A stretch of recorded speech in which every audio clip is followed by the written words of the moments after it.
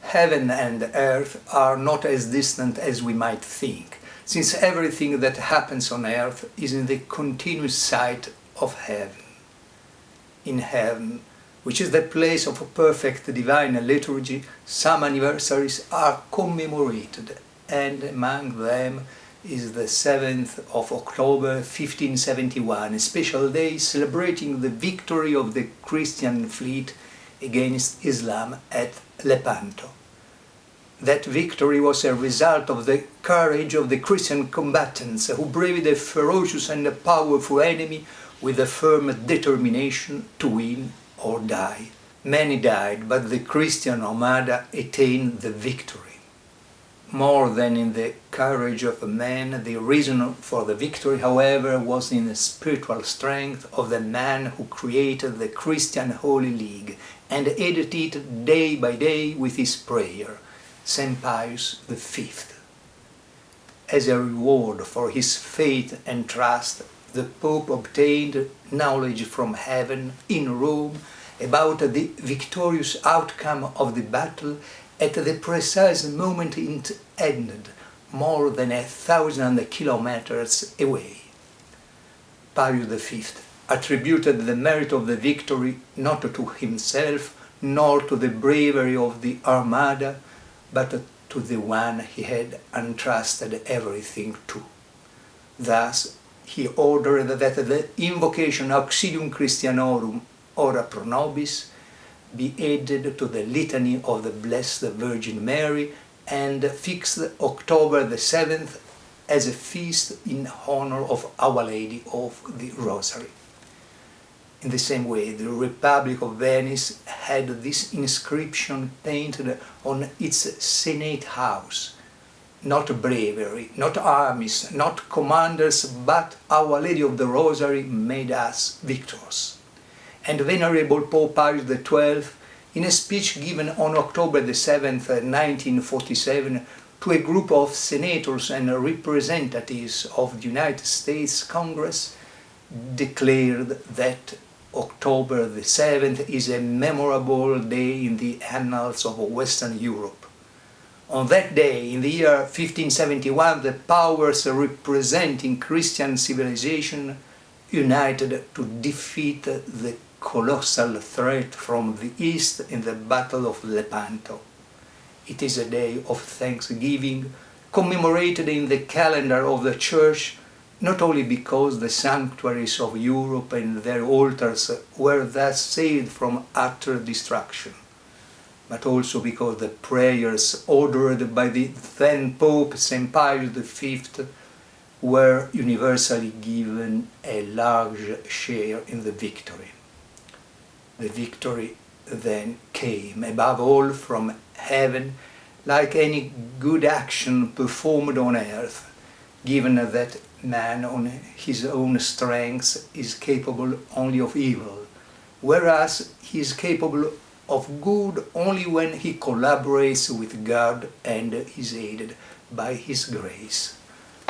And since God uses the angels to carry out His plans on that day of Lepanto, we have to believe that the angels favored the victory under the guidance of their Queen, the Most Blessed Virgin Mary.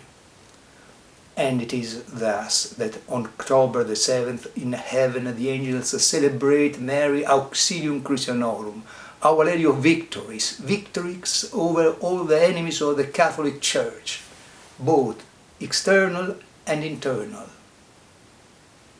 Many years have passed since then.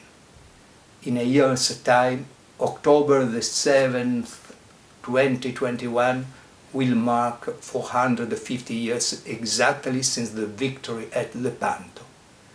This anniversary will be commemorated in heaven, and we want to remember it here on earth with special solemnity. On October the 7th, 2001, a month after the Twin Towers, at the Palace of the Chancery in Rome, the Lepanto Cultural Center organized a major conference celebrating the 430 years from the Battle of Lepanto, in the presence of eminent cardinals and the descendants of many families who had fought at Lepanto. Well, then, starting from now, I hereby make an appointment with you in Rome on October the 7th, 2021 to celebrate together that glorious day for Christendom. We still have a year to go, but today, October the 7th, 2020, what we might define a Jubilee year opens. This is how the Spanish Bishop of Alcalá de Henares, Juan Antonio Reg Pla, defined it in a pastoral letter when he declared, I quote, "In the 16th century the enemy of Christian civilization was a reality in the Ottoman Empire, but today the enemy is more watered down and is even rendered present inside the Church. Today the attacks are not localized in a specific territory, but have penetrated inside souls.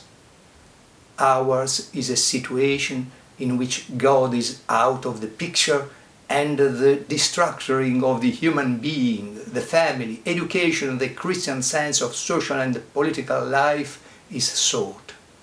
Today we are facing a cultural battle which has been shaping principles and dogmas for centuries." I endorse this appeal for a Jubilee year and invite all the friends of the Lepanto Foundation to join us under the protection of Our Lady, the angels and St. Pius V, an example of a Catholic Pope even for the 21st century. But our initiative does not intend only to be an act of commemoration. It intends first of all to be a declaration of a war, or rather a response to a war that was declared on us centuries ago, and to which we intend responding with all our strength, without abandoning the place each one of us has been assigned by divine providence. Wars have accompanied the history of mankind from the very beginning as a consequence of original sin. But with the French Revolution, war changed its face. It has become a civil war, an ideological war, a total war between those who have the faith, charity and hope of the Catholic Church on their banner and those who place the principles of 1789 on theirs. Liberty, equality, fraternity meant as a supreme and absolute values, with nothing that transcends them.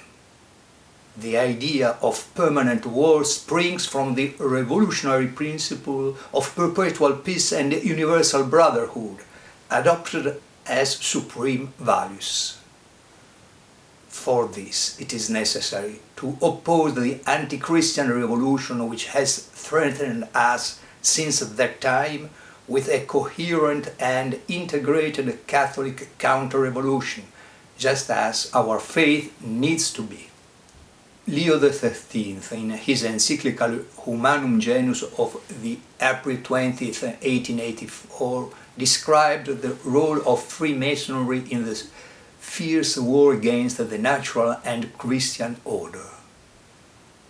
After the French Revolution, the Communist Revolution followed in 1917, and in his encyclical Divine Redemptoris of March the 19th, 1937, Pius XI described the role of communism, which Masonic liberalism had paved the way for, affirming that for the first time in history we are witnessing a deliberate, cold-blooded battle carefully prepared by man against all that is divine. The encyclical by Pius XI was published 20 years after the apparitions of Our Lady, who in 1917, the same year as the Russian Revolution, announced at Fatima that if mankind did not amend its sinful ways, Russia would have scattered its errors all over the world. The Fatima prophecy has yet to be completely fulfilled. The errors of communism have contaminated the entire world like a maleficent virus. Those who believe that communism has become extinct with the collapse of the Soviet Union are committing a deadly error in judgment. Since the 1970s, following the directions of Antonio Gramsci and the Frankfurt School, after the ideological war, communism has developed into a new type of war, a psychological war, which through the weapons of words and images aims at striking souls before striking bodies, and in souls the profound tendencies in man, his sentiments and emotions. This war has penetrated inside the Church, since the Church, which is the enemy par excellence of the revolution, is also the place where souls are formed for battle. The souls of the Church's sons and daughters, especially since the Second Vatican Council, have been victims of a process of deformation. Thus, the Second Vatican Council, whatever theological judgment is given to its documents, has the historical responsibility in the loss of the militant spirit and of the psychological and moral disarming of Catholics. Why should we be surprised then if today this ideological and psychological virus would be followed by a biological virus, an enemy that seems to be the physical symbol, even if it is invisible in this process of cultural and moral poisoning of mankind? Why should we be surprised then if after the ideological and psychological war there followed an organized pandemic fabricated in a laboratory by professional manipulators? Each day that passes, the doubts about the synthetic origins of the virus are vanishing increasingly. And why should we be surprised if this virus had its origins in Communist China, a country that officially still claims the ideas of Marx, Lenin and Mao, making this their program for the future? We have entered into the phase of biological warfare, which doesn't signify the end of the ideological or the psychological war. The mental anarchy the world is experiencing in this time of the coronavirus is a consequence of this psychological war, which acts upon that which is called cognitive dissonance. The principle of cognitive dissonance pushes the individual into preferring a deformed representation of reality to reality itself, even when the facts disprove it, because the distorted idea the individual has made of reality is not fruit of a logical analysis of the facts, but of a visceral sentiment originating from what the individual wants to believe, or better, what the disinformation specialists want the individual to believe. And one of these manipulations of reality is pushing the belief that the West is the cause and not the victim of the war in progress. The psychological war has fostered in turn a social revolution which will develop into the last phase of the conflict to bring the world not towards a new world order, but towards a new planetary disorder, not towards a political or sanitary dictatorship, but towards the reign of chaos, hoped for by the powers of darkness as a reflection of hell. A global disorder in which the revolution attains its apparent victory, but will experience also its own defeat, since the law of creation is order, and a return to order is the program of all those opposed to the revolution. Divine providence is order. Everything that happens is envisaged, permitted and ordered by divine providence. And we want to be instruments of divine providence in this battle we are fighting on the ideological and psychological levels, but most of all on the spiritual level, by counting not only on our weak forces, but on the help of the one who in 1571 made the victory at Lepanto possible. To the Mother of God, august sovereign of the militant Church, terribilis ut castrorum aces ordinata terribles, as an army set in array, Pius XII points out that the name of Our Lady of Victories is rightly deserved, and that Fatima, the Most Blessed Virgin Mary, revealed that after the terrible trials which would have seen the annihilation of entire nations, there would come the final triumph of her Immaculate Heart. We believe in this promise and we fight to contribute to its fulfillment. But it is she, Our Lady of Victories, who organizes the army, chooses the commanders, defines the hour, the manner and the places of the battles. With this message, we simply wanted to respond to the call coming from heaven, because heaven never ceases to turn its gaze on men who are active on earth, and it awaits theirs and our response.